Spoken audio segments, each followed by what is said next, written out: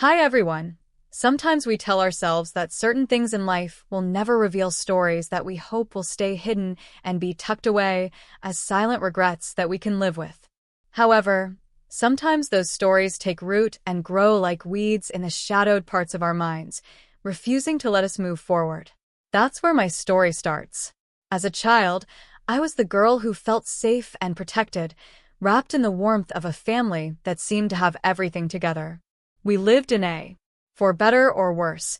My stepfather Luke was a well-known and respected park ranger with a presence that filled every room he entered.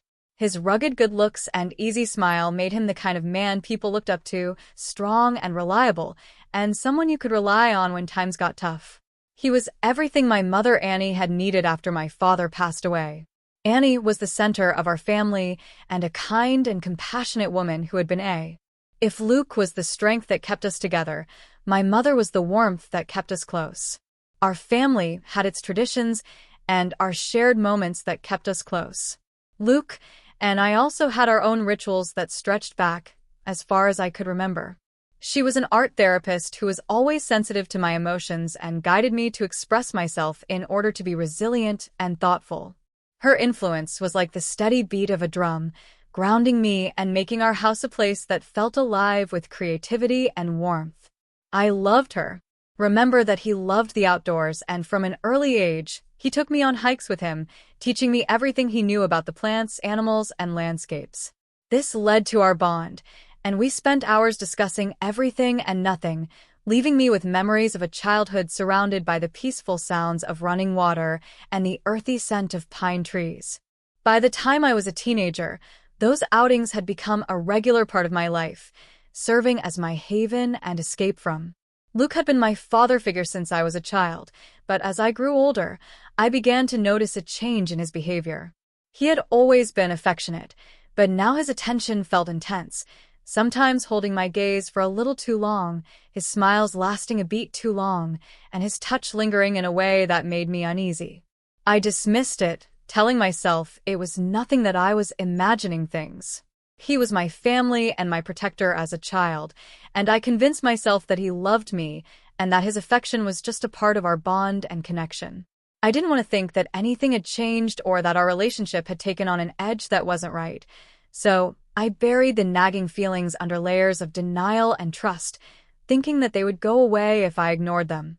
However, the unease began to creep up on me in quiet moments, as evidenced by the way he would stand just I told myself that I was overanalyzing it and making something out of nothing, but I couldn't get rid of the feeling that something wasn't right.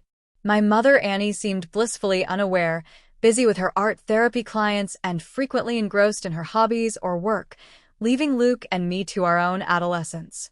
Looking back, I wonder if she ever sensed anything or if there was ever a flicker of doubt or suspicion that she brushed aside. Annie had been anticipating an art retreat for months, an escape into nature with a group of artists where she could let her creativity run free.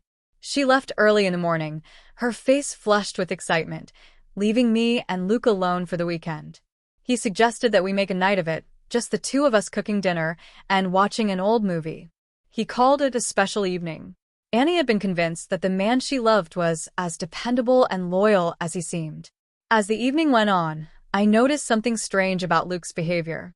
His words were laced with a subtle intensity that made me uneasy. He watched me as if seeing me in a way that was new, his eyes lingering, his tone shifting in a way that I couldn't quite place. At the time, I didn't think much of it, because it seemed harmless, just another one of our little traditions to keep our bond strong while Mom was away. That evening felt surreal from the beginning, like a distorted version of what our family. Luke had spent extra time in the kitchen preparing a meal he knew I loved, roast vegetables, homemade bread, and a slow-cooked stew that filled the house with its warm, savory aroma. Normally, it would have felt comforting, like the many nights we'd spent as a family laughing and sharing. The house used to be quiet, the kind of quiet that presses down on you, making every sound sharper and every movement feel more pronounced. I could hear the hum of the refrigerator, the faint crackle of wood in the fireplace, and the weight of silence stretching between us. As we sat down to eat, Luke watched me with his eyes lingering in a way that made my skin prickle. I tried to dismiss it, telling myself that it was just my imagination running wild without my mother, but as the minutes went by, the uneasy feeling became unavoidable. We talked mostly about my upcoming classes and the hiking trails he wanted to show me, and about stories that made us feel like we were the only people in the world. After dinner, he suggested that we watch a classic movie that he had told me about. Normally, we would sit side by side laughing at old lines or losing ourselves in the story, but that night was different. Luke sat closer than usual, his tone was softer than usual, and the spaces between his words were drawn out, each one layered with an intensity that made my stomach tighten. His eyes traced my face with an odd, almost reverent focus. The warmth of his hand seeped through my sweater, radiating an uncomfortable heat that I couldn't ignore. His arm was draped over the back of the couch, and his fingers eventually found their way to my shoulder, resting there with a weight that made me feel trapped. His touch made slow circles against my shoulder, and I wanted to move away to excuse myself to the kitchen, but something held me motionless, a mixture of fear and confusion. This was Luke. My family's stepfather, who had been there for me since I was a child, was steady and protective, and his presence was a constant source of comfort. But in that moment, he felt like a stranger, someone I couldn't quite recognize. "Are you okay?" he asked softly, his voice laced with an unusual gentleness that made my heart race. His hand moved to the back of my neck, his fingers warm against my skin, his thumb drawing a slow line along my collarbone. I nodded, unable to speak, feeling trapped beneath his gaze, his touch, and his words. I felt a wave of nausea go over me as the reality of his words settled over me like a heavy weight. I didn't know how to react, and part of me wanted to push him away, telling him to stop screaming, but another part of me wanted to tell him to stop. He leaned in his face close to mine, his breath warm against my cheek, and he murmured, his voice barely above a whisper. "It feels like only yesterday that you were this little girl, and now look at you." I tried to pull away to create some distance, but his hand remained firm, his eyes filled with something I couldn't quite place, leaving me feeling vulnerable and exposed.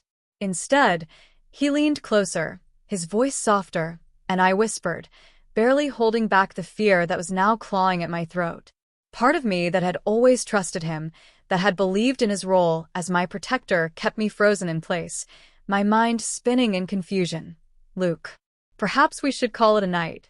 I nodded, not trusting myself to speak, feeling a tremor of panic rise in my chest. His words felt like a trap, a snare closing around me, and no matter how much I wanted to get out, I couldn't find the strength to move. I was lost in the moment, caught between trust and terror, between the memory of who he had been and the horror of who he was now. He was insistent, saying, "I just want to show you how much I care about you." He reached for my hands and pressed his words against me, telling me to kneel before him.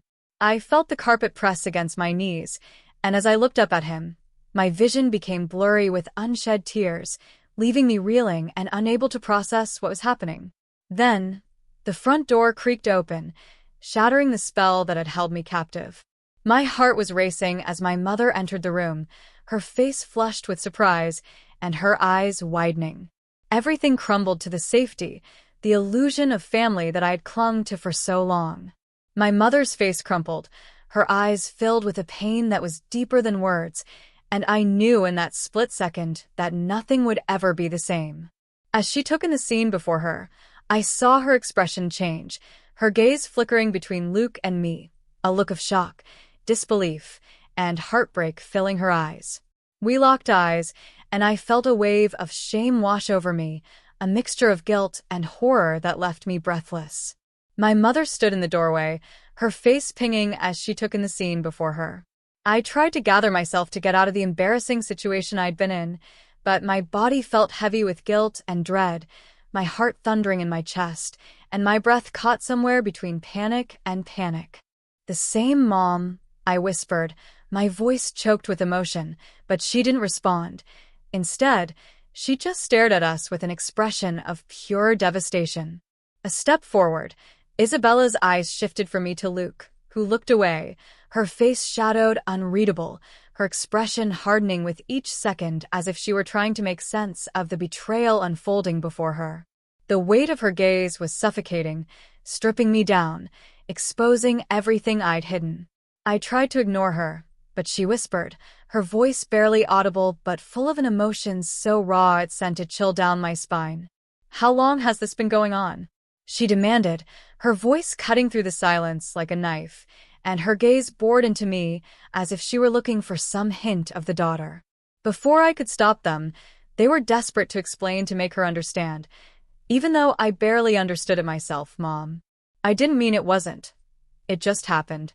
The excuses sounded hollow, ridiculous even to my own ears, and I knew there was no explanation that could erase the hurt in her eyes. She used to know the girl who would never have allowed things to get so out of control. I stammered, unable to meet her eyes, feeling as though my shame was suffocating me. "I swear, Mom, this is the first time that this has happened." My voice cracked, and I felt the tears welling up, the guilt and regret spilling over unstoppable. But she didn't soften. Her gaze turned to Luke, her expression steely, as if she were holding herself together by sheer willpower. "And you," she said, her voice laced with anger.